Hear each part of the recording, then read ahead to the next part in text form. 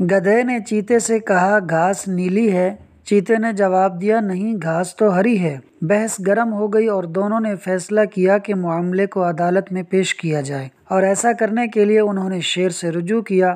جنگل میں شیر اپنے تخت پر بیٹھا ہوا تھا۔ گدھے نے چیخنا شروع کر دیا، حضور کیا یہ سچ نہیں ہے کہ گھاس نیلی ہے؟ شیر نے جواب دیا، بالکل سچ ہے، گھاس نیلی ہے۔ گدھا خوشی سے چہک کر آگے بڑھا اور بولا، چیتا مجھ سے اختلاف رکھتا ہے اور بحث سے مجھے تنگ کرتا ہے، مہربانی فرما کر اسے سزا دیں۔ بادشاہ نے گدھے کی بات سن کر اعلان کیا، چیتے کو 5 سال تک گدھے سے بات نہ کرنے اور گدھے کے معاملات میں خاموش رہنے کی سزا دی جاتی ہے۔ گدھا خوشی سے اچھل پڑا اور گھر واپسی کے راستے پر مطمئن اور دہراتا چلا گیا، گھاس نیلی ہے۔ چیتے نے خود کو دی گئی سزا قبول کر لی، لیکن اس نے شیر سے پوچھا، سرکار آپ نے مجھے سزا کیوں دی؟ کیا گھاس ہری نہیں ہے؟ شیر نے جواب دیا، دراصل گھاس ہری ہی ہے۔ چیتے نے پوچھا، تو پھر مجھے سزا کیوں دی؟ شیر نے جواب دیا، اس سزا کا اس سوال سے کوئی تعلق نہیں ہے کہ گھاس نیلی ہے یا ہری۔ سزا اس بات کے لیے ہے کہ تم جیسی بہادر اور ذہین مخلوق کے لیے یہ بات کسی بھی طرح مناسب اور لائق نہیں کہ وہ گدھے سے بحث کر کے اپنا قیمتی وقت ضائع کرے اور اس بے معنی سوال سے مجھے بھی پریشان کرے۔